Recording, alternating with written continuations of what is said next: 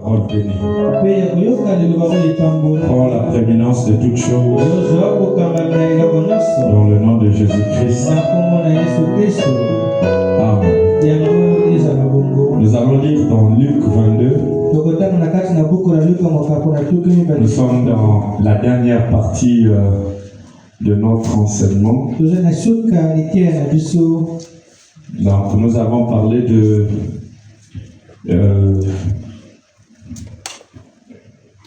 du fait que l'Église a été pervertie pendant les âges. Nous avons parlé de la perversion de l'Église pendant les âges. Et maintenant, nous parlerons sur la restauration de la Pâque. La restauration de la Pâque. Nous lisons dans Luc 22, verset 1 à 11. La fête de pain sans levain, appelée la Pâque,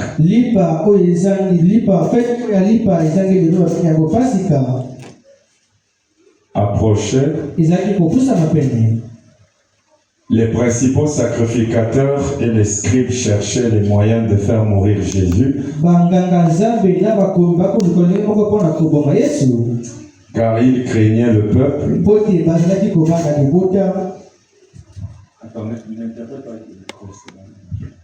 Or, Satan entra dans Judas. Satan entra dans Judas surnommé Iscariote, qui était du nombre des 12. Et Judas alla s'entendre avec les principaux sacrificateurs et les chefs des gardes sur la manière de le leur livrer. Ils furent dans la joie et ils convinrent de lui donner de l'argent. Après s'être engagés, ils cherchaient une occasion favorable pour leur livrer Jésus à l'insu de la foule. Et le jour des pains sans levain, où l'on devait immoler la Pâque, arriva, et Jésus envoya Pierre et Jean en disant: allez nous préparer la Pâque afin que nous la mangions. Ils lui dirent: où veux-tu que nous la préparions? Il leur répondit: voici, quand vous serez entrés dans la ville, vous rencontrerez un homme portant une cruche d'eau. Suivez-le dans la maison où il entrera. Et vous direz au maître de la maison: le maître te dit, où est le lieu où je mangerai la Pâque avec mes disciples? Et il vous montrera une grande chambre haute, meublée. C'est là que vous préparerez la Pâque. Amen. Vous pouvez vous asseoir. On va... c'est bon? C'est pour... On va faire un petit résumé. La fois dernière, nous avons parlé nous avons montré comment l'organisation a envahi les églises. Nous avons vu comment est-ce que Frère Branham n'est pas d'accord de voir le monde s'infiltrer dans l'église.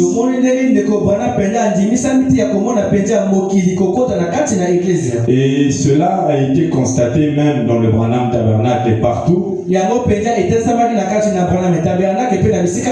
Et l'organisation est rentrée dans les églises. Et cela a refroidi l'église. Le système a été refroidi. Et l'homme du péché est apparu. Et c'est cet homme-là qui emmène la Odyssée dans la grande tiédeur.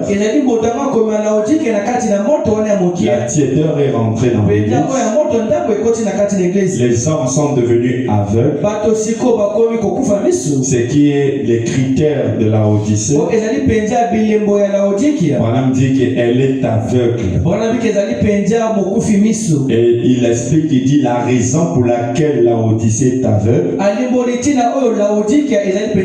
c'est parce que l'Esprit de Dieu n'est pas en elle. Parce que la seule église là où Christ est mis dehors, c'est la Odyssée. Et Branham dit un homme sans l'Esprit est aveugle. Et l'esprit de cet aveuglement, dans la première sentence, là-bas à Sodome, Branham dit qu'il y avait une église tiède là-bas à Sodome. Parce que quand les deux sont sortis, ils étaient sortis au même moment. Je parlerai d'Abraham. Lorsque Dieu l'appelait à sortir de sa ville, Abraham n'est pas sorti seul. Il a pris Lot avec lui. Et Abraham dit, là nous avons deux types d'églises. Nous avons l'église tiède que Lot représentait. Et nous avons la vraie église que Abraham a représentée. Et Lot étant l'église tiède, il décida d'aller à Sodome. Parce que lorsque la séparation a eu lieu, Abraham est resté dans son coin. Lot aussi est allé dans l'autre coin. Et là où Lot est parti, c'est là que s'est passé les abominations. Alors Dieu devait envoyer deux anges là-bas à Sodome. Et les deux anges envoyés à Sodome n'avaient pas un message qui procure le salut, mais le message que eux ils avaient apporté l'aveuglement. Parce que quand ils sont arrivés dans cette ville où l'homosexualité était appliquée, les deux anges ont frappé d'aveuglement tout Sodome. Alors les anges ont demandé à Lot de sortir de Sodome. Mais dans votre Bible, dans Genèse 19, vous trouverez la différence entre Abraham et Lot. Lorsque les mêmes anges sont venus vers Abraham, sur le chêne de Mamré, Abraham a dit mon Seigneur. Alors qu'il y en avait trois personnages. Mais Abraham a vu un seul Dieu et il l'a appelé mon Seigneur. Et Abraham dit ce qui a caractérisé la différence entre Lot et Abraham, c'était la révélation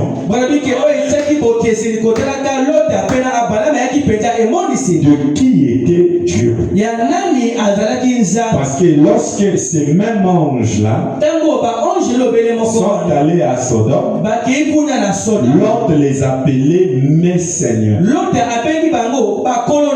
Alors il avait une révélation, mais n'était pas la vraie révélation. Alors quand ils sont sortis, Lot et sa famille, Abraham dit le feu est tombé sur Sodome. Parce que Dieu ne pouvait pas brûler tant que Lot était là. La raison c'était parce que Abraham avait intercédé pour son neveu Lot. Alors Dieu Dieu compara ces deux-là. Et Dieu nous montra que regardez l'image-là. Et exactement ce que nous voyons dans Matthieu 25. Là où nous trouvons deux vierges. L'une est sage et l'autre est folle. Et Branham va nous expliquer en nous disant que la vierge sage est le type du vrai croyant. Et si Abraham, ce qui a fait de lui vrai, c'était la révélation, on sous-entendrait dire aussi que la vierge sage, c'est celle qui a la révélation. Et la vierge folle n'a pas de révélation. Et Branham dit, remarquez, les deux sont vierges.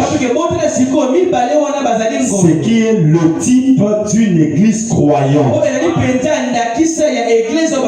Mais quelle est la différence entre les deux? Branham dit, quand la voix a retenti, eux toutes les deux se sont réveillées. Mais à la différence, l'une dans sa lampe avait de l'huile et l'autre dans sa lampe n'en avait pas. Et frère Branham va dire, voyez-vous, celle qui avait l'huile, elle pouvait allumer sa lampe et voir la lumière se refléter. Et Branham dit, que veut dire l'huile? Il dit, l'huile est le type du Saint-Esprit. Mais cette huile-là doit être dans un vase.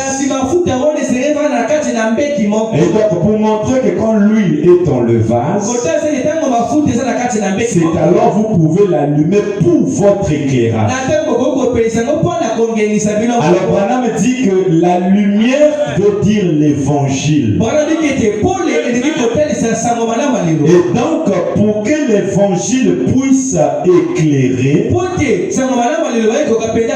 il faut qu'il y ait l'huile dans le vase. Et je dis que le vase est le type du cœur. Il dit que s'il y a le Saint-Esprit dans un cœur, il n'y aura pas d'effort à faire pour manifester la lumière.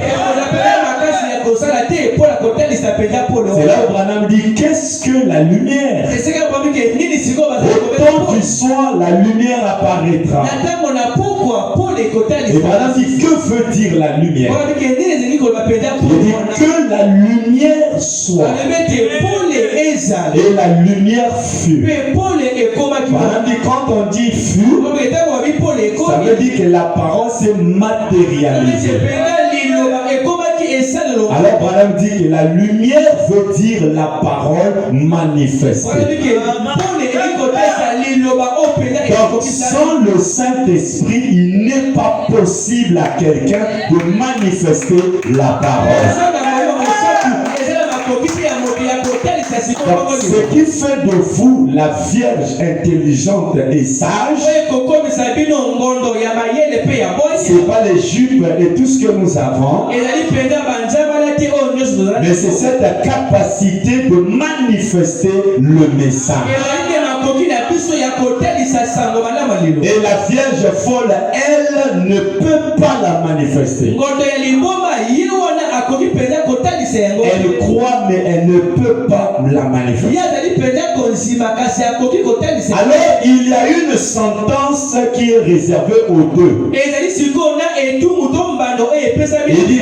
Il dit, celle qui a l'huile doit aller à la rencontre de son époux. Celle qui n'a pas l'huile, elle est, Branham dit, qu'est-ce que cette vierge folle signifie-t-elle? Il dit, elles sont un rassemblement ou une prison des vierges folles. Non, c'est pas bien dit. Branham dit ceci. Qu'est-ce que veut dire le conseil écuménique? Il dit le conseil écuménique n'est qu'une prison de la Vierge folle. Ça veut dire que tous ceux qui croiront le message mais qui ne seront pas capables de la vivre, il y a une sentence qui les attend. Parce qu'ils ne portent pas l'image du propriétaire de la parole. Parce que le Saint-Esprit est l'image même de ce que Dieu est. Le Saint-Esprit, c'est le Père. Et Jésus est le face du Saint-Esprit. Et la Bible dit, il est l'image du Dieu invisible. Qui est l'image du Dieu invisible? Jésus. En sous-entend que le Dieu que les hommes ne pouvaient pas voir. Parce que nul ne peut le voir et vivre. Dans la forme de la colonne de feu, il est un Dieu qui ne pardonne pas la fission. Mais Branham dit que sa forme visible, c'est la colonne de feu. Qui est la forme visible de l'esprit. Donc la colonne de feu était la maison dans laquelle Dieu esprit habitait. Et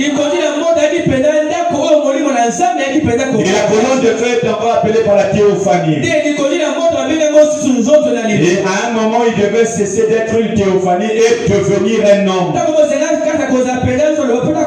Et donc Jésus était le tabernacle même du Saint-Esprit. Il était l'image du Dieu invisible. Lui qui était le second Adam. Il était l'image du Dieu que les hommes ne pouvaient pas voir. Et Branham dit une image est la reproduction de quelque chose d'autre. Il dit si j'ai l'image de mon Père, il est question pour moi de reproduire mon Père. Il y a l'image de Genèse 1:26 qui est faisant l'homme selon notre image et selon notre ressemblance. Donc il y a d'abord l'image et ensuite vient la ressemblance. Dieu n'a pas dit faisons l'homme à notre ressemblance et à notre image. Il a d'abord commencé par dire faisons l'homme selon notre image. Genèse 1:26. Écoutez, je vous fais un briefing et après je vais rentrer. Il dit faisons l'homme à notre image et selon notre ressemblance. Genèse 1:26. Donc il y a d'abord l'image et après l'image vient la ressemblance. Vous ne pouvez pas être à l'image de Dieu et reproduire le monde. Parce que l'image attire la ressemblance. Et Branham dit que l'image n'est pas le domaine du corps. L'image est d'abord le domaine de l'esprit. Et le corps est le tabernacle de la réflexion de l'image.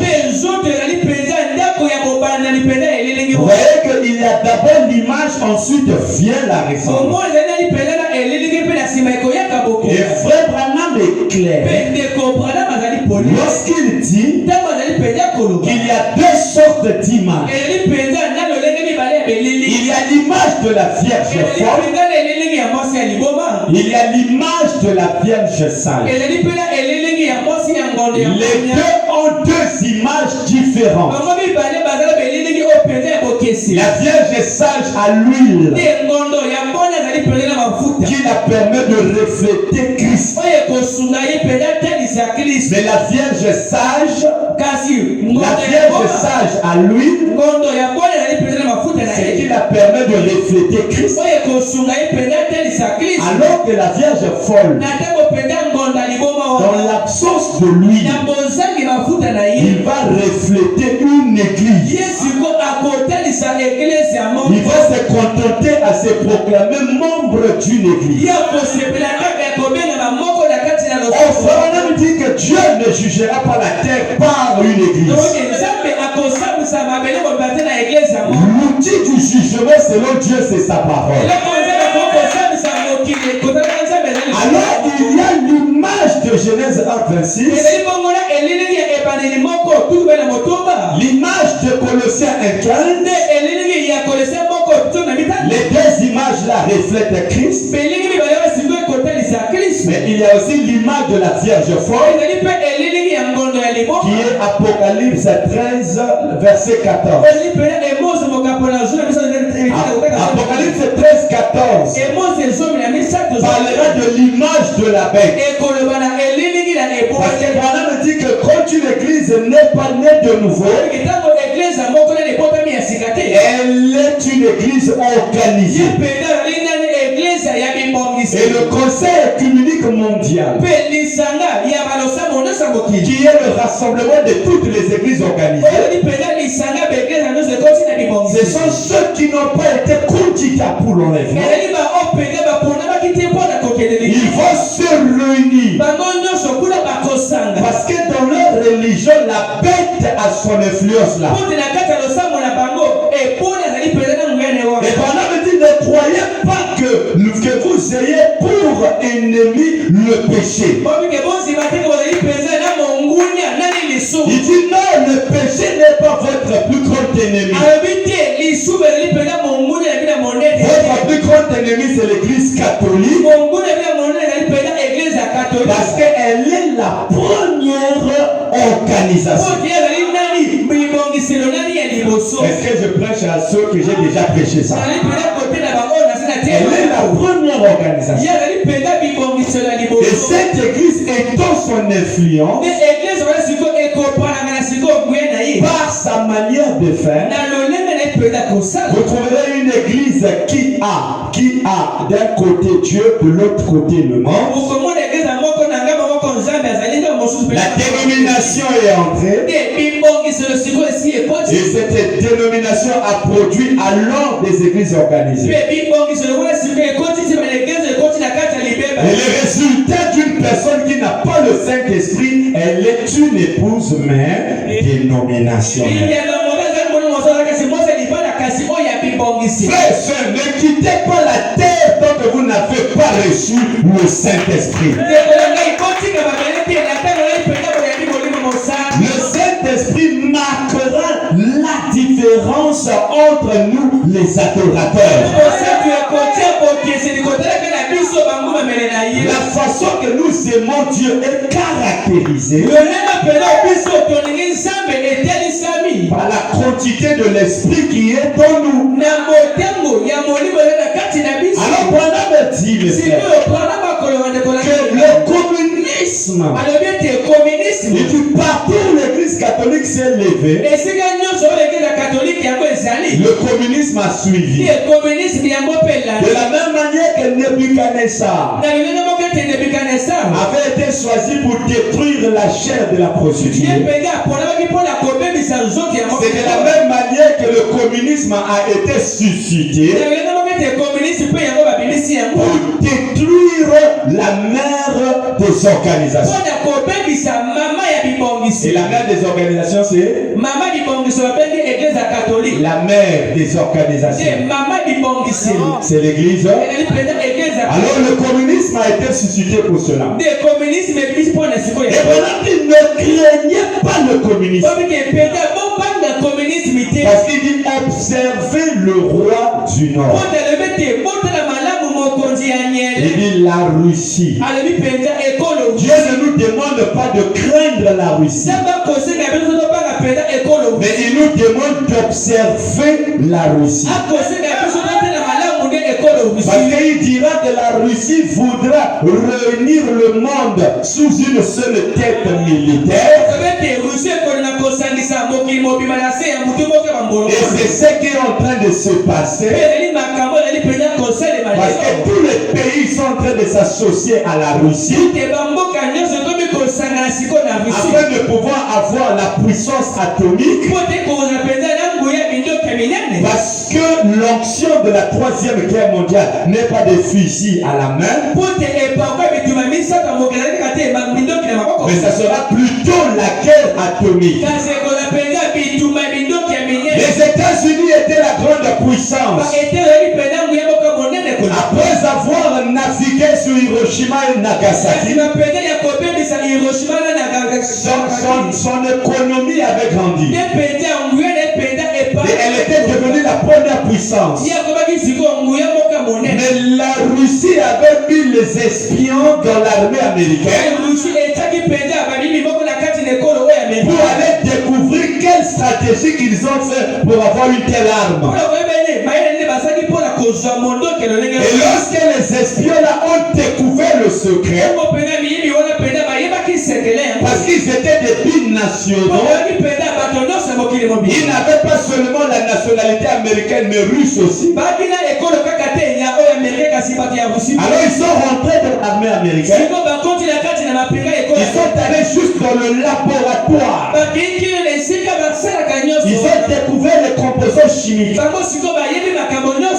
Et ils sont allés là-bas en Russie. Ils ont fabriqué la même bombe. Et les États-Unis n'étaient plus devenus la grande puissance militaire. Parce que Branham dit Samson, les Philistins sont sur toi. Il dit, as-tu livré ton secret? Les États-Unis ont livré leur secret. Et l'URSS où la Russie a reproduit la même chose. Et la Russie était étonnée.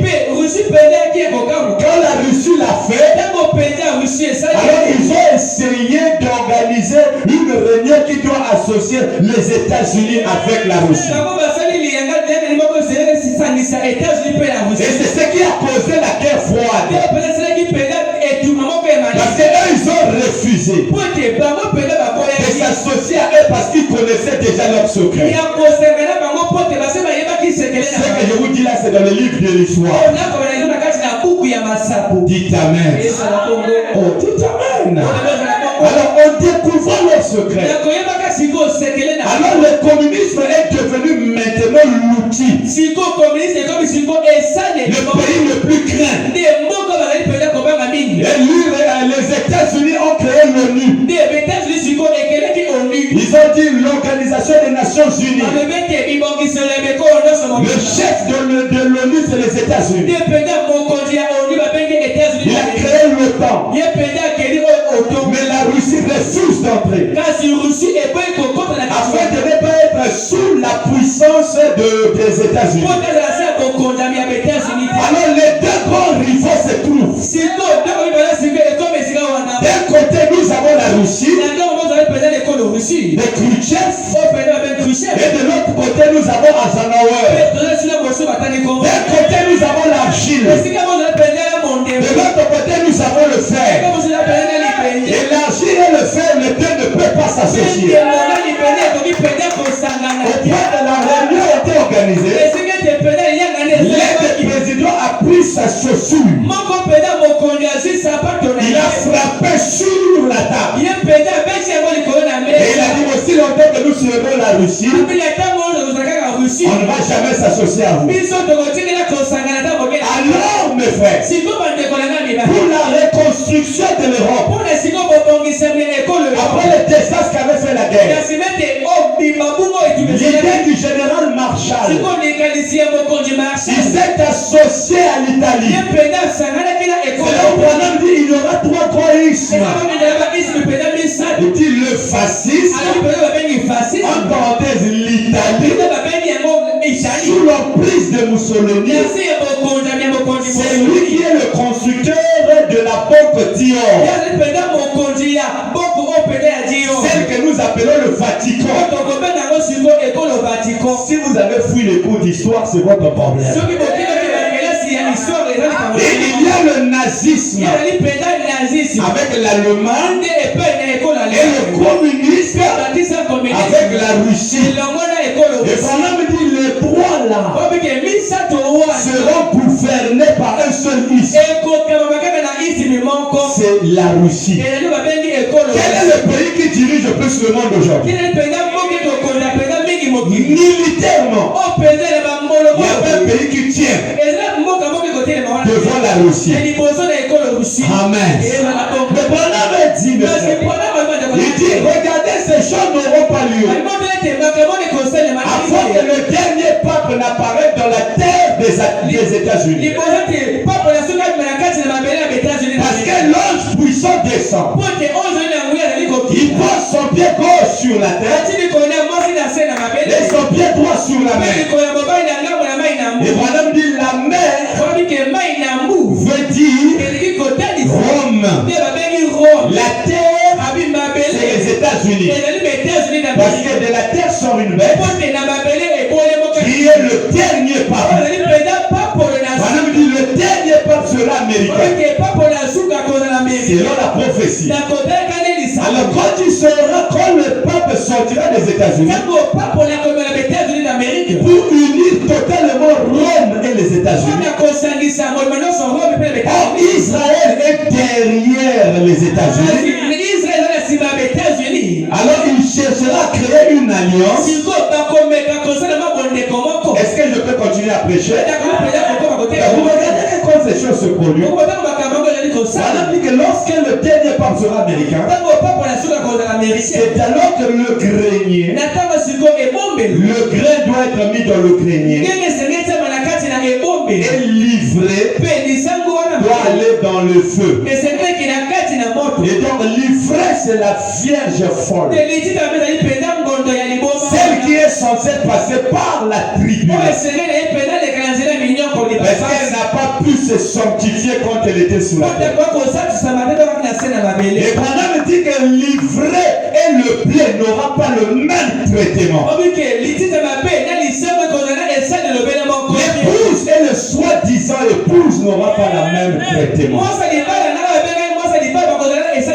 L'épouse est préparée pour l'enlèvement,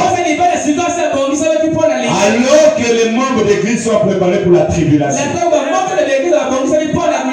Est-ce que c'est que je prêche la vérité? Amen. Quelqu'un peut dire Amen. Amen. Donc vous regarderez que ces choses. Alors Branham dit que Dieu mettra le communisme de côté pour détruire cette ville. Parce que de cette ville sort tout le péché qu'on connaît. Et Apocalypse nous a dit en une seule heure, cette ville-là a été détruite. Et Branham dit ainsi qu'il est Seigneur. La Russie lâchera une bombe sur le Vatican. Et il dit ne craignez pas la Russie, ne craignez le romanisme. Parce que le romanisme c'est un système qui lie les gens dans un système païen. Les églises aujourd'hui ressemblent à tout sauf à celui du message. Alors, où est allé le réveil? Où est allé votre force? Il y a quelque part où on a livré le secret. Amen. Donc vous voyez que Branham dit il sera. Craignez le romanisme. C'est un système dysordonné qui lie les églises et les empêche atteindre le niveau qu'ils sont censés atteindre. Le romanisme est dangereux. Branham le dit clairement. Je n'aurai pas le temps de le répéter. J'en ai prêché ça y est sur internet. Il craignait le romanisme. Pourquoi on doit le craindre? Parce que dans le romanisme il y a Rome. Et Rome a un homme qu'on appelle le vicaire. C'est lui qui est à l'origine de la perversion de l'église. Il a transformé la fête chrétienne à des cérémonies païennes. Il a pris la naissance de Jésus-Christ, qui est né au moment où tout doit prendre vie, qui est né au mois d'avril, alors que là-bas ils ont une autre divinité. Ils adorent le soleil, parce qu'entre l'intervalle du 21 au 25, le soleil descend plus sous la rivage de la terre. Et ils appellent le soleil le dieu de la fertilité, parce que c'est le soleil qui donne vie aux semences qui sont sous la terre. Et quand ils voyaient que le christianisme commençait à prendre de l'ampleur, ils ont marié les deux cultures. Ils ont proposé aux chrétiens, venez, on va adorer tous entre l'intervalle du 21 au 25. Au lieu que ça soit l'adoration du vrai Dieu, ils ont commencé à fêter la Noël. Alors que les chrétiens ne fêtent pas, mais nous célébrons. Parce que eux, s'ils disent c'est la naissance de Jésus, il n'y a pas de souci, nous pouvons adorer. Amen. Mais quand il vient, au lieu d'adorer Christ, ils adorent le Dieu soleil. Ils ont remplacé la naissance de Christ à une divinité païenne. Alors les gens, au lieu d'adorer Christ, ils adorent la créature au lieu d'adorer le Créateur. Alors ils doivent cercler les deux, la naissance et la mort, la naissance et la résurrection. Donc ils ont perverti la naissance, ils viennent aussi pervertir sa résurrection. Ils ont pris la fête de la Pâque, ils l'ont transformé à une fête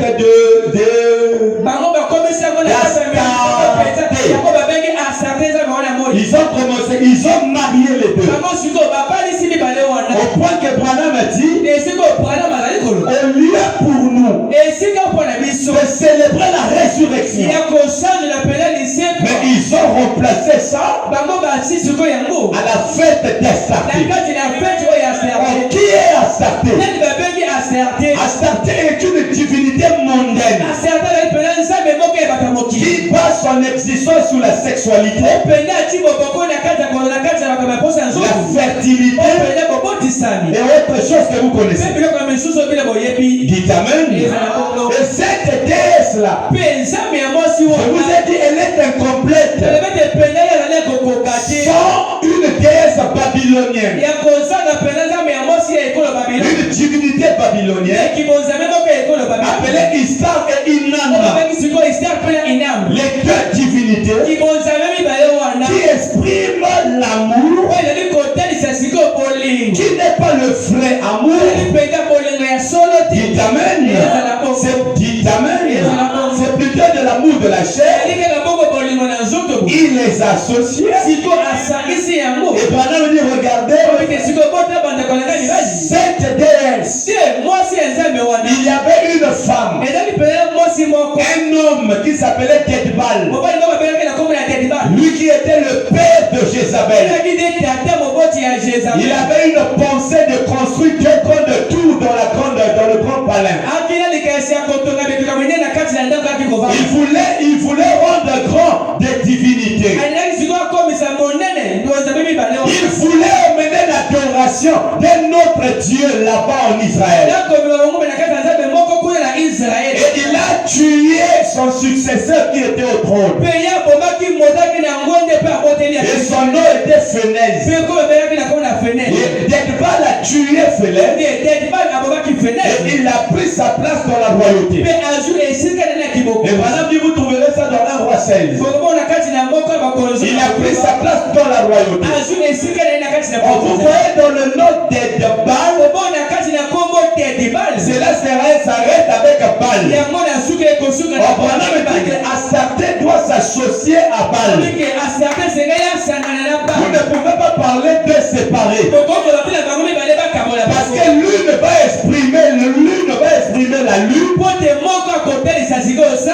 l'autre va exprimer le soleil. Oh, le soleil c'est l'homme et la lune c'est la femme. Et je vous ai dit que Joseph. Oh. Tu dors. Tu dors.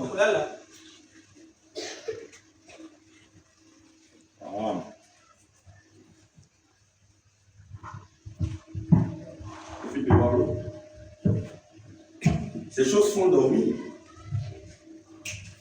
Ça dépend si pour toi l'église c'est un lieu de sommeil, bien. Tu comprendras que le jugement commence dans la maison du Seigneur. Amen. Nous ne venons pas pour dormir, on vient pour nourrir l'âme. Amen.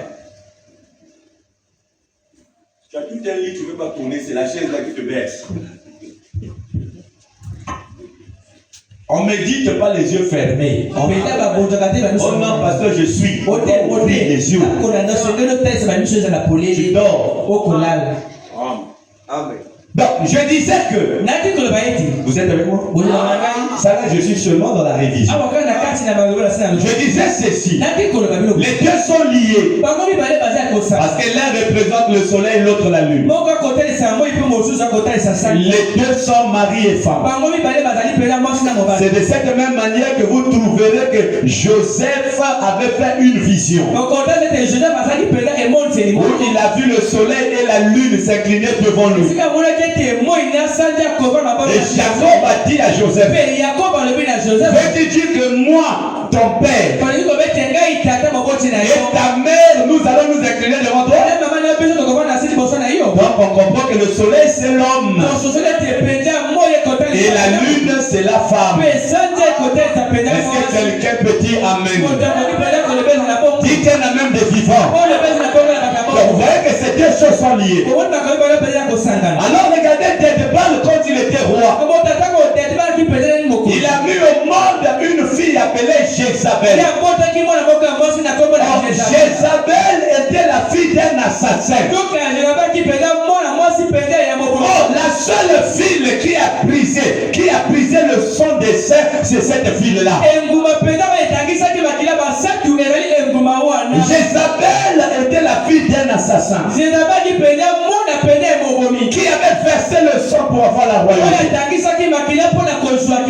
vous regarderez une chose. Pour régner, Jézabel a regardé en Israël. Qui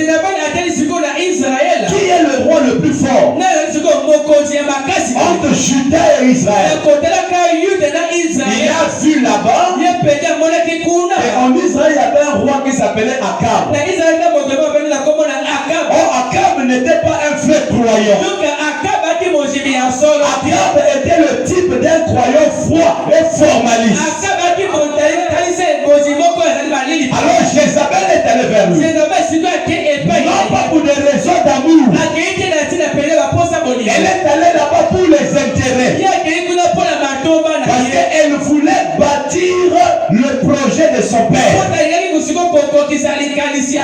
Quel était le projet de son père? C'était de construire deux grandes les déesses Diane et la divinité de Baal. Et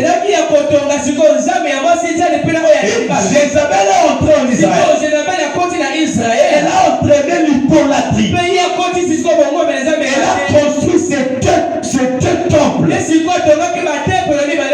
les gens ont commencé à adorer Astarté et Baal.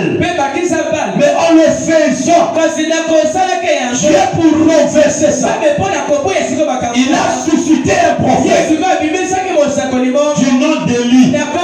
Et Élie est venu pour que tout le monde n'adore pas Baal et ne s'associe pas à Astarté. Et si aujourd'hui nous avons Élie, sachez-le que les divinités païennes là sont encore là.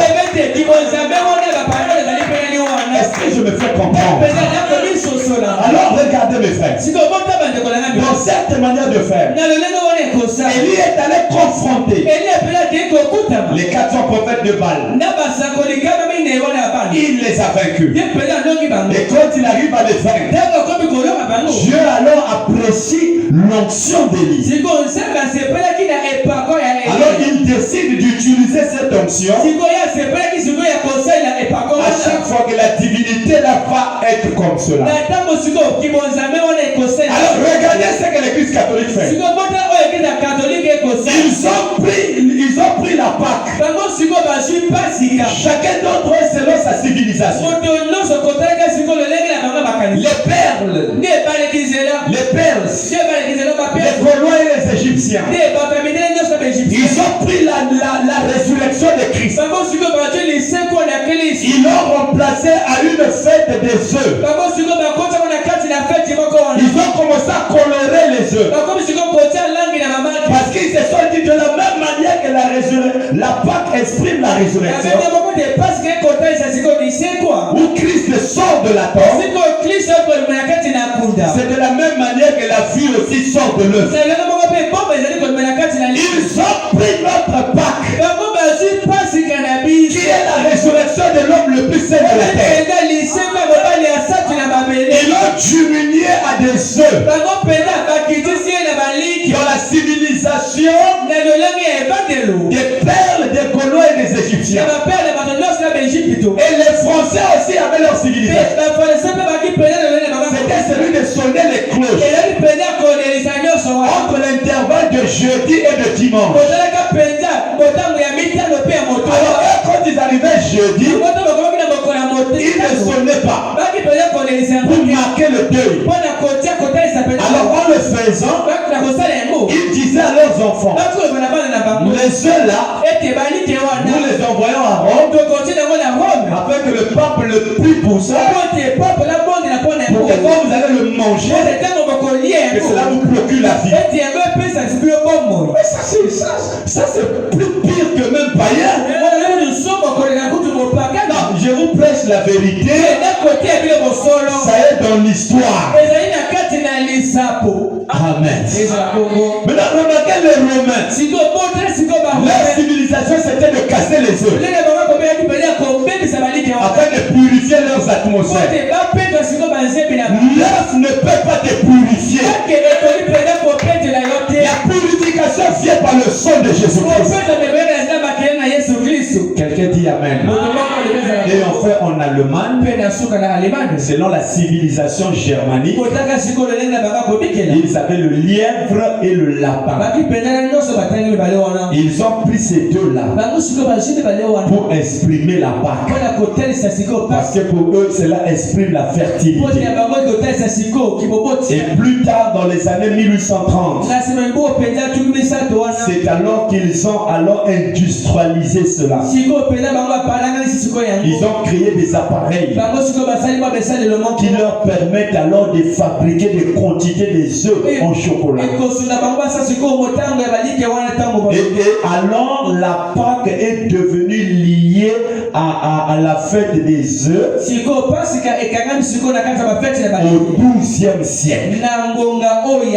Si vous entendez Pâque, allez voir sur internet. Vous verrez à quoi les Blancs comparent la Pâque. Ils le comparent à la fête des œufs. Et ça c'est au 12e siècle. Alors Dieu ne pouvant pas aimer ça, il décida de détruire cette ville-là qui sème la perverse. Est-ce que tout le monde a compris? On peut acclamer le Seigneur. Ça, c'est ce que j'ai prêché la fois dernière. Maintenant, remarquez pour faire un pas dans mon sujet. Je vais terminer.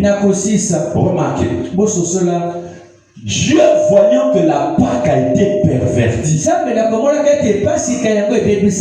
alors Frère Branham va dire, je suis dans les instructions de Gabriel à Daniel. Là je parle maintenant de la restauration. Vous excuserez ma façon de prêcher. On mélange parfois un peu l'histoire, un peu ceci. Vous comprenez? Il prêche ça le 37e mois 61, au paragraphe 91. Écoutez ce que Branham va dire. Branham dit, je comprends que dans les derniers jours, il y aura une famille. Les églises seront tellement organisées. Dans les derniers jours, il y aura une femme. Parce que les églises seront tellement organisées. Mais dit, Dieu n'est plus là. Amen. Tellement arrêté et tout qu'il y aura une famine dans les derniers jours. Et que ça ne serait pas seulement de pain et d'eau, mais ça sera d'entendre la vraie parole de Dieu. S'il y a une âme, il devait dire Amen. Amen. Les gens partiront de l'est à l'ouest, du nord au sud, cherchant à entendre la vraie parole de Dieu. Les églises seront tellement organisées, tellement figées, qu'elles ne l'entendront pas. Donc aujourd'hui, c'est rare d'écouter la vraie parole. On écoute autre chose que la parole qui donne la vie à l'âme. C'est pas moi, hein, c'est le prophète. C'est ce que je comprends par les livres. Mais ces jours-là, oh Dieu, un germe s'élèvera de David. Écoutez, je comprends qu'il en fera Élie avant que ce jour-là arrive. Au temps de la fin, et qu'il y aura un message qui ramènera le cœur des enfants au Père, et qui les ramènera à l'original, qui les fera retourner jusqu'au bout et recommencer. Je comprends que cela se produira juste avant que l'esprit quitte les nations, quitte l'église des nations, pour retourner de nouveau vers les Juifs. Je continue à lire. Et je comprends par la lettre. Je comprends par la parole. Par la parole écrite. Israël retournera dans sa patrie. Maintenant dit, et je la vois entrer. Amen. Je la vois entrer. Amen. Amen. Amen. Amen. Je comprends que les mœurs. Je comprends que les mœurs. Amen. Amen. Non, j'ai déjà lu. Avance. Le culte sera rétabli dans le temple. Ok. Oui, continue. Oui. Oui. Ok, continue. Paragraphe combien? Non, laisse tomber. Alors, Branham dit ceci. Je comprends que dans les derniers jours, il y aura la famine parce que les églises seront tellement organisées. Je vais terminer. Hein. Dites Amen. L'organisation, les églises organisées, il dit je comprends que dans les derniers jours, les églises seront tellement organisées au point que les gens n'entendront plus la pure parole. Pour entendre la vraie parole, elle sera rare. Pourquoi la parole devient rare? C'est à cause de l'organisation. Mais Élie le prophète doit s'élever pour nous ramener à l'original. Élie doit nous ramener à ce qui est original. Ce qui est original. Élie doit nous ramener à ça. Le prophète Élie le prophète nous ramène à ce qui est original. Quelqu'un dit dit amen à ça. Il nous ramène à ce qui est original. Ce qui est original, c'est cela que Élie nous ramène. Dans le paragraphe 90, je vais essayer de relire ça. Ok. Je comprends aussi qu'il y aura des moqueurs. Au dernier jour, je comprends qu'une nation se lèvera contre une nation. Au dernier jour, je comprends aussi des rats de marée. Des rats de marée au dernier jour. Je comprends qu'il y aura des choses qui feront peur à voir. Comme des soucoupes volantes dans le ciel. Des choses mystérieuses. Et que la peur fera défaillir le cœur descend. Ça sera un temps où on ne saura que faire. Les gens seront dans l'angoisse.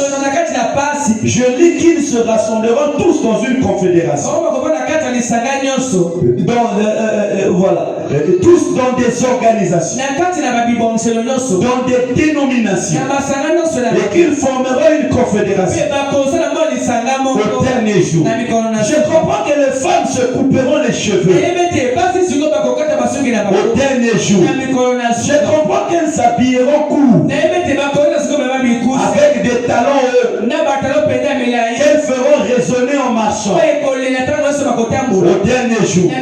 Je comprends que les mœurs seront très relâchés au dernier jour. Je comprends que les prédicateurs seront de faux bergers au dernier jour et qu'ils feront des compromis et qu'au lieu de nourrir les gens de la parole de Dieu et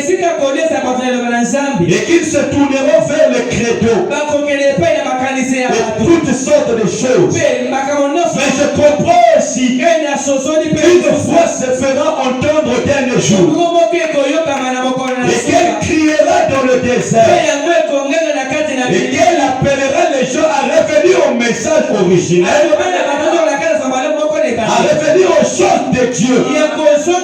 Je comprends par le livre que ces choses doivent avoir lieu. Acclamez le Seigneur. L'heure dans laquelle vous vivez est une heure où il y a des faux prédicateurs. Au lieu de prêcher la parole, mais ils prêcheront leur credo.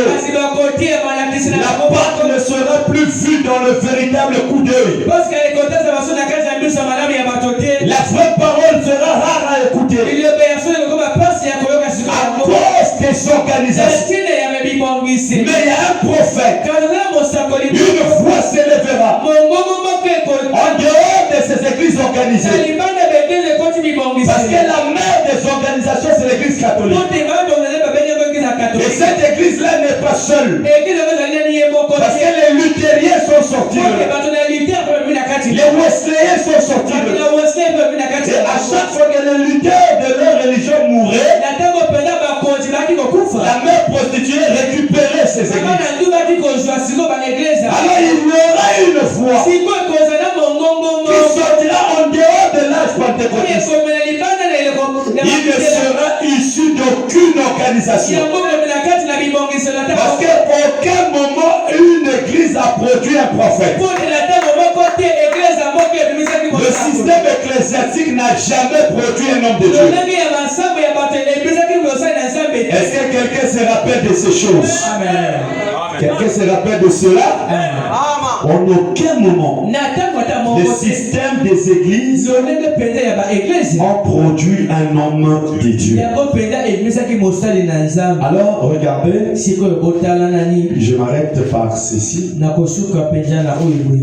Dans la Odyssée est censée recevoir un message. La Odyssée est censée recevoir un message. Où est-ce qu'on fêtera la Pâque? Alors que toutes les églises sont organisées.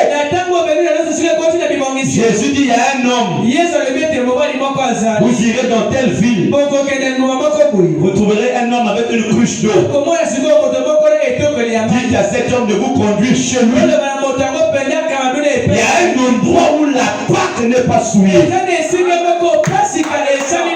Mais on doit retrouver l'homme qui a la cruche. Parce que l'eau veut dire la parole. Et cet homme-là vous emmènera dans une maison meublée. Et pendant la prêcher, quelle maison me bâtirez-vous? On va retrouver qui est cet homme-là. Acclamez le Seigneur. Excusez-moi d'avoir fait encore un résumé. J'allais directement commencer par ça. Il fallait que je commence au début. Écoutez, je vous donne cette dernière citation. Et après on va se lever. Reconnaître votre jour et son message. Reconnaître votre jour et son message.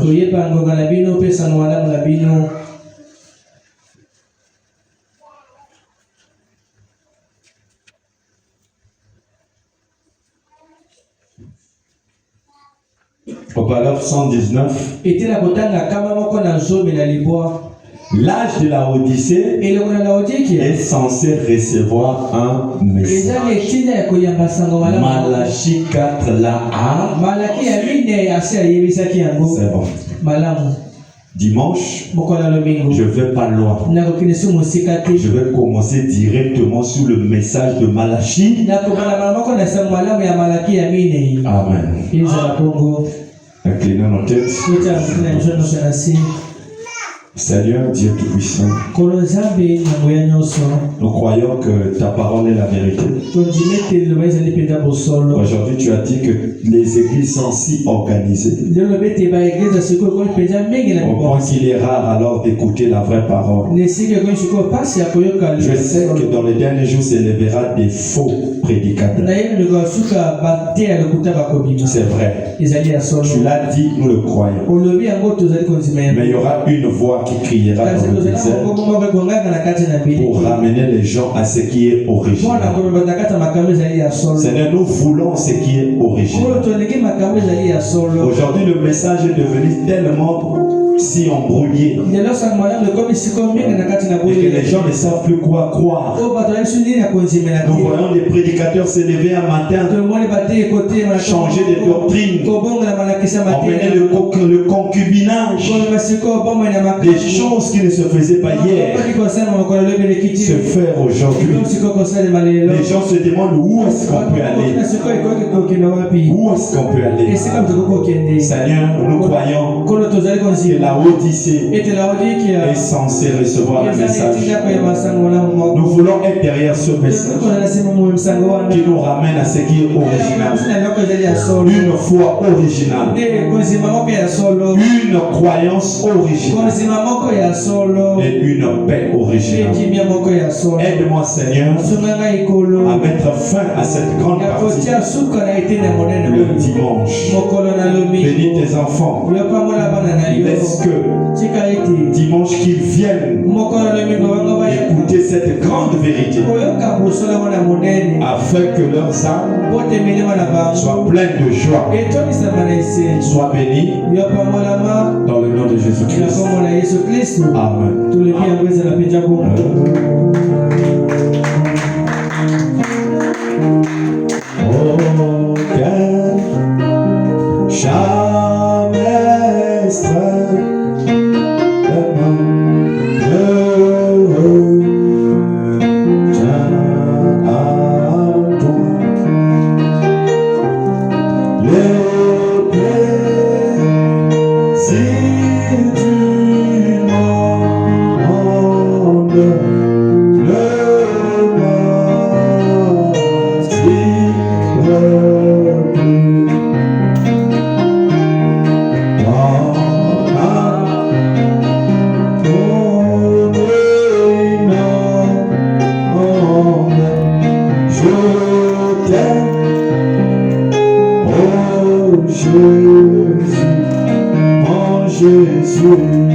Mon Jésus, je t'aime. Ah, tu m'as sauvé en t'offrant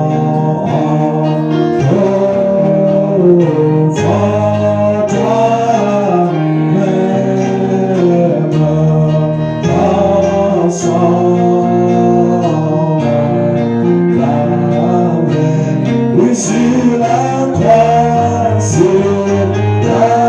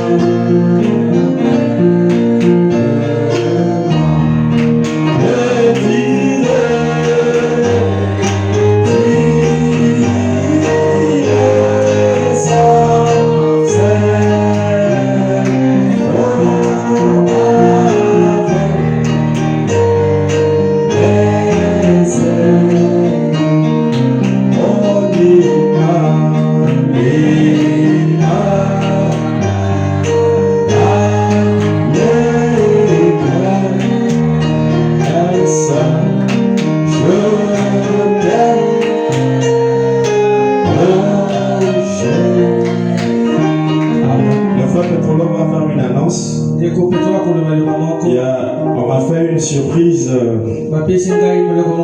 J'étais très surpris. Il y a un frère qui m'a fait un cadeau. J'étais très étonné. Alors j'ai voulu prier pour ça. Seigneur, merci pour ce précieux don. Bénis les cœurs, Seigneur, qui ont bien voulu faire du bien à un fils de Dieu. Je crois que, Seigneur, toi tu n'oublies pas le bienfait de toute personne. Bénis les mains qui ont offert tout ce que nous pouvons voir au travers de nos yeux, qui ont offert ces chemises, qui ont offert ces ventilateurs, qui ont offert la disponibilité de leur temps pour l'élévation de cette œuvre. Sois béni pour cela, dans le nom de Jésus-Christ. Amen. Bon, c'est bon. Il y a la